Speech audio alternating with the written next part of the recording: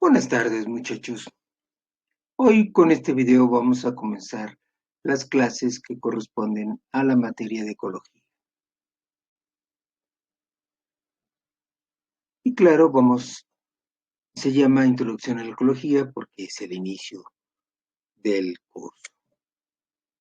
¿Qué es la ecología?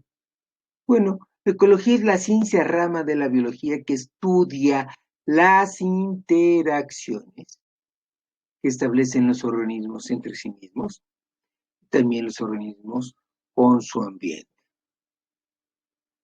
¿Qué estudia la ecología? Estudia interacciones. Hablemos ahora de cuál es el carácter de la ecología. La ecología es una ciencia integradora, es decir, reúne conocimientos de un amplio abanico de ciencias y disciplinas. Lo sabemos por el lexema integro, que significa suma. Es una ciencia que suma, reúne conocimientos. ¿De cuáles? Bueno, por ejemplo, de ciencias clásicas, sólidas, como la química, la física, las matemáticas. También de las demás ramas de la biología, como por ejemplo la fisiología, la evolución, la silvicultura. También la ecología requiere conocimientos de ciencias sociales y humanas, como la sociología, la economía, y de otras disciplinas como pueden ser la astronáutica para tener satélites de observación, la percepción remota, la inteligencia artificial para poder extraer de los datos administrados por informática información valiosa sobre la ecología. Debido a esta participación de tantas disciplinas, es que por lo mismo la ecología es una rama multidisciplinaria. En realidad no hay ecólogos, no hay personas que digan que su profesión es la ecología, sino más bien grupos de especialistas que sí estudian ecología, grupos de especialistas que a partir de su disciplina colaboran para resolver los tópicos ecológicos. Bueno, ¿cuáles son las ciencias básicas de la ecología? Las ciencias auxiliares de la ecología las podemos decir un poco de la diapositiva anterior, pero las vamos a citar de manera explícita. Tenemos nosotros las ciencias biológicas, las ciencias naturales, las ciencias sociales y otras disciplinas. Y entonces, ciencias básicas de la ecología son las ciencias biológicas, como pueden ser sus ramas generales y las ramas especiales. De las ramas generales tenemos las ramas que son analíticas, como la anatomía, la fisiología, la genética, o ramas integradoras como la evolución y la sistemática.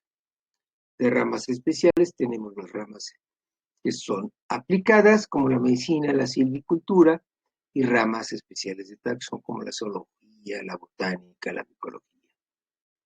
De las otras ciencias naturales, también son ciencias básicas de la ecología, la química, la física, las ciencias de la tierra, la informática, etc.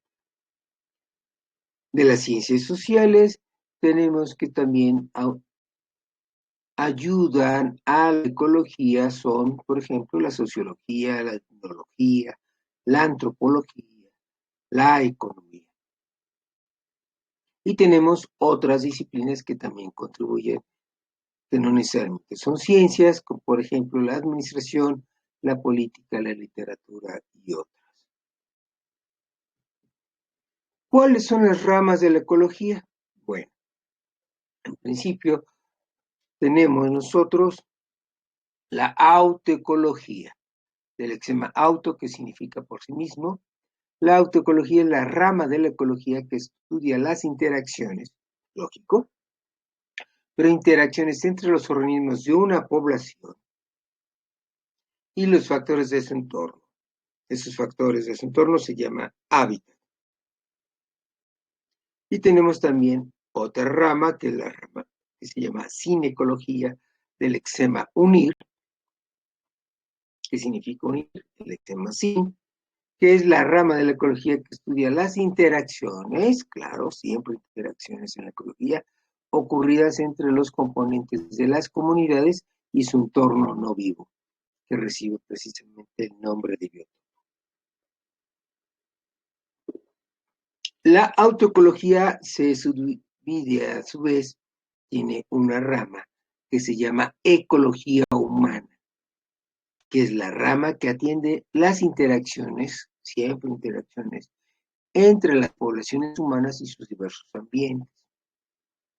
Y a partir de esta rama de la ecología llamada ecología humana, tenemos otra subrama que se denomina impacto ambiental, del lexema impact, que significa golpe. El impacto ambiental es la parte de la ecología humana que se interesa por las consecuencias de las actividades humanas sobre su medio cercano y también mundial. Y claro, es también una interacción, pero solo en un sentido, en el impacto de lo que hacemos nosotros los humanos sobre el ambiente.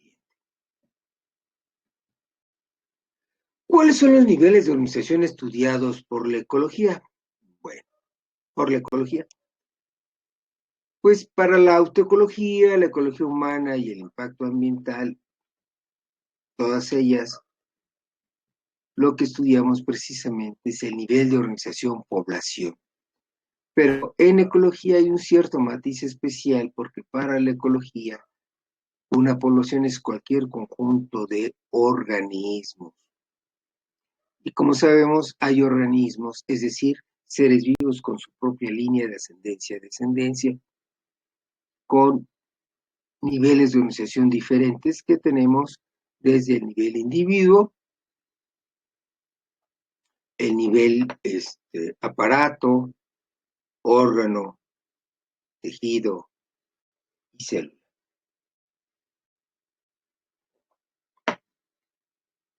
Y bueno,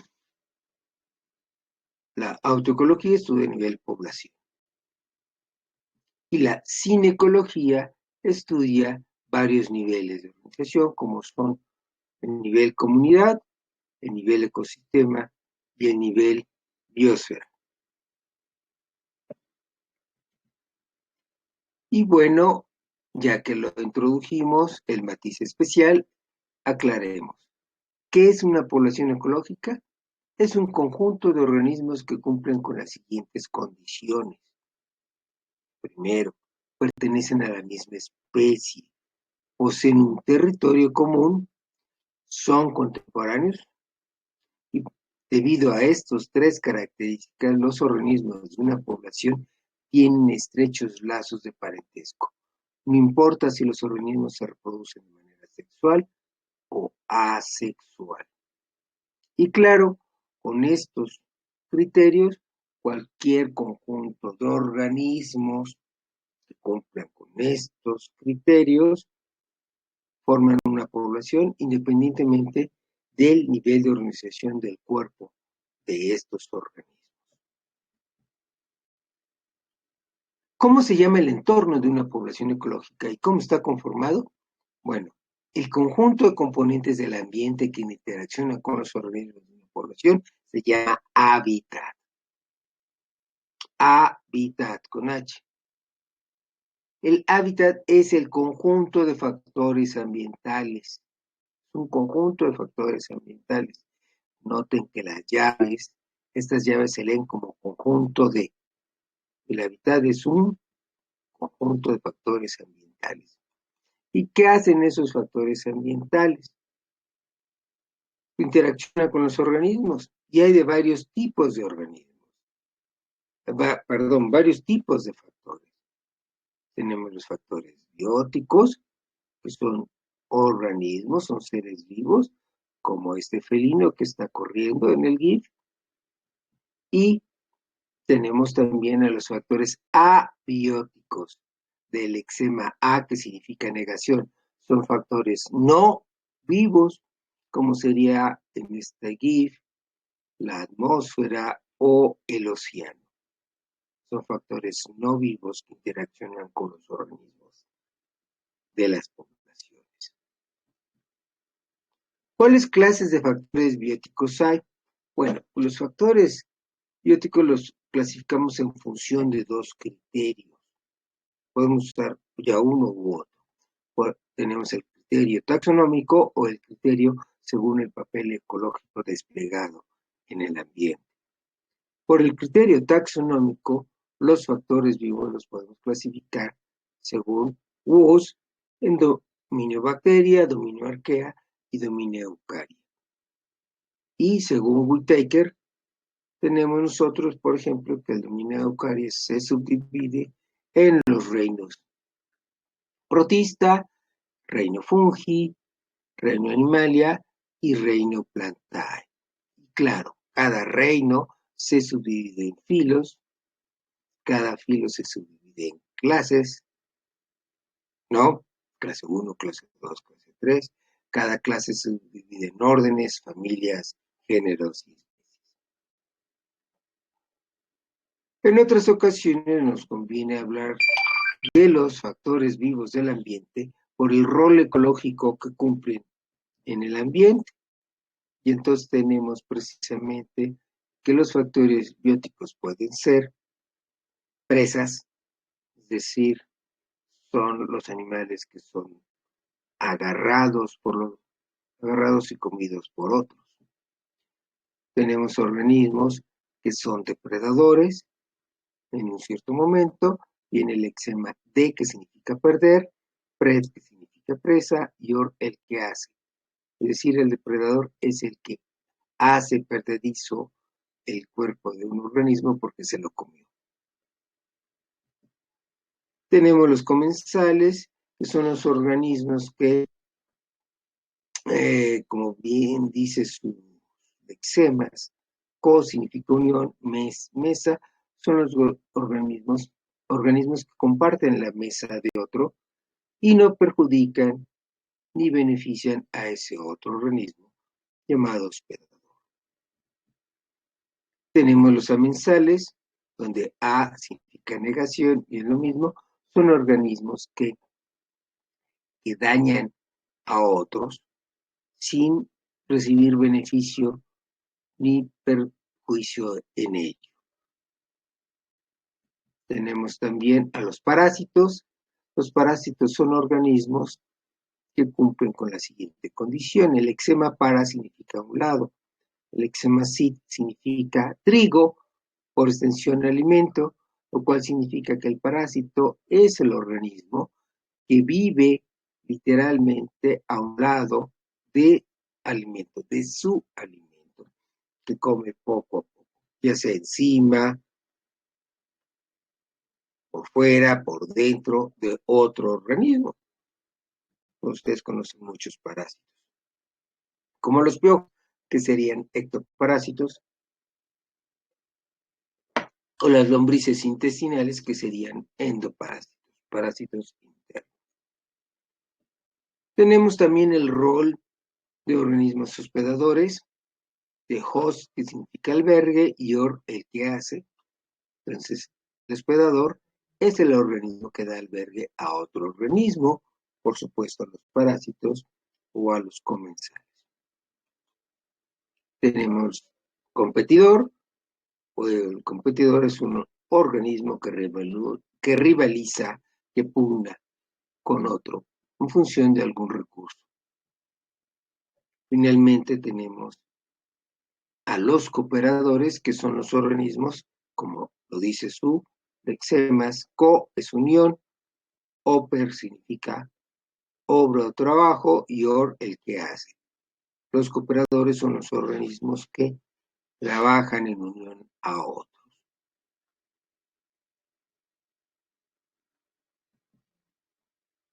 ¿Cómo subdividimos a los factores abióticos? Bueno, a los factores no vivos los subdividimos en las siguientes clases. Tenemos factores químicos, factores físicos, y yo agrego factores geográficos en adición a lo que dicen muchos otros maestros de ecología. Me parece muy enriquecedor abrir esta otra categoría de factores abióticos. Y entonces tenemos los factores químicos. ¿Qué son los factores químicos? Pues son los factores que, siendo sustancias, interaccionan mediante reacciones químicas con los organismos de la población. Los factores físicos, en cambio, serían objetos que interaccionan con los organismos, o son campos o fuerzas o formas de energía que actúan, por supuesto, mediante reglas físicas, leyes físicas, con los organismos de la población, como puede ser en el GIF animado, los rayos de luz del sol.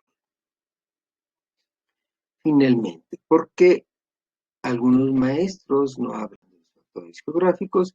Porque estos, en principio, los factores geográficos son, en primera instancia, factores químicos o factores físicos. Pero lo que ocurre es que estos factores físicos o químicos interaccionan con los organismos según la posición geográfica que ocupan los organismos. Como en el GIF animado, este oso polar está saltando en esta bloque de hielo a este otro, y bueno, el hielo es fundamentalmente agua desde el punto de vista químico, pero no está interaccionando con los osos con reacciones químicas. Una propiedad del agua congelada, como saben, es que tiene menor densidad que el agua líquida y por lo tanto flota. Entonces el hielo en el Ártico se forma y cubre el océano. Allí los osos pueden desplazarse precisamente por grandes extensiones, pueden hacer agujeros en esta cubierta helada que sirven como respiraderos de las presas de los osos. Así que, ¿cómo está interaccionando este hielo con los osos? No desde el punto de vista físico ni químico, está interaccionando según la situación geográfica, porque no hay cubierta helada sobre el océano en cualquier lugar del planeta, sino cerca del Polo Norte.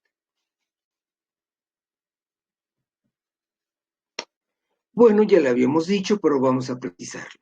¿Qué es el hábitat? Es el conjunto de factores ambientales que interaccionan con los organismos de una población. ¿Cuáles factores ambientales? Son de físicos, químicos, geográficos, cloro de sodio, la luz, el agua, el ruido, el océano, operador, un depredador, la gravedad, el parásito, los incendios, las sales de sulfato, de fosfatos, etcétera.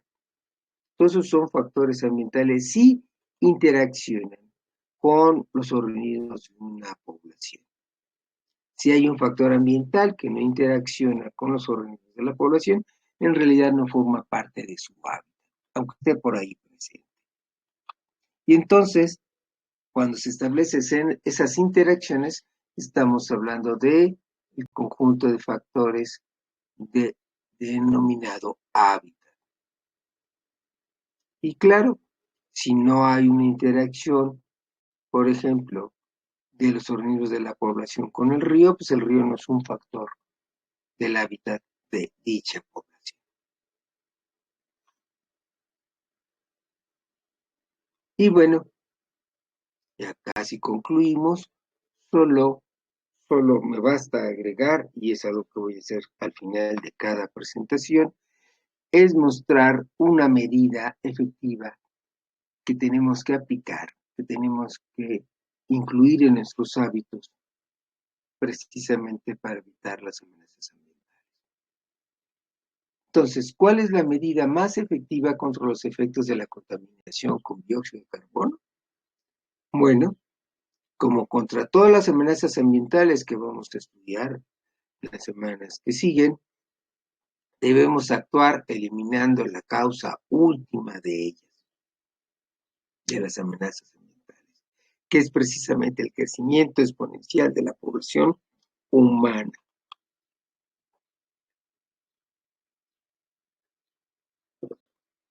¿Cómo lo podemos hacer? Es muy sencillo. Ustedes están en posición de aplicar esta medida, porque ya sus padres ya tuvieron hijos, ya los tuvieron ustedes y a sus hermanos. para reducir los efectos de la contaminación con CO2 o reducir la cantidad de contaminación con CO2, basta con tener un hijo menos de lo planeado. Lo mejor es que cada mujer de los humanos que habitamos el planeta Tierra solo tengan a lo largo de toda su vida 2 hijos o hijas, una pareja de descendientes.